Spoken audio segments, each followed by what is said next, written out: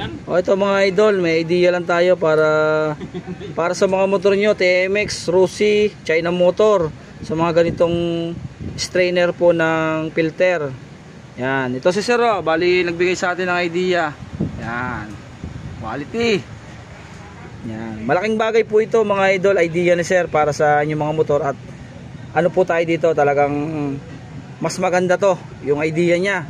At syempre idea din para sa inyo na mas maganda na sumasala ito. Meron pang isang paraan para mas maganda yung mga dumilalo or mga ribaba ng ating mga durog-durog na bearing sa makina, yung mga buha-buhangin ay masala nito pero tumatagos pa rin. Ang ginawa ni Sir, talagang gumawa siya ng pinakamagandang idea na talagang quality ito. Ito, idea to para sa inyo, magnet. Yan, magnetic. Tawagin natin ay magnetic yan po. Bali yan, kumakapit siya. Para saan nga ba to?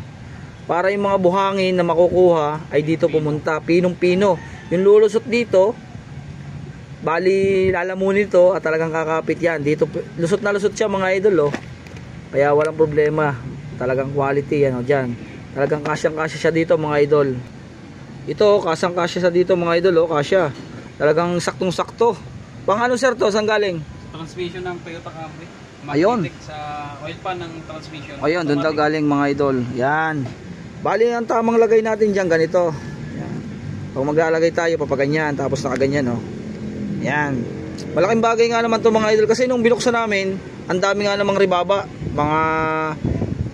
Mga pinong-pino, yung mga buha-buhangin na kumapit dito sa magnet. Malaking bagay po itong idea ni Sir. Kaya ito, suggest ko sa inyo. Lagyan nyo rin ng ganito. Quality.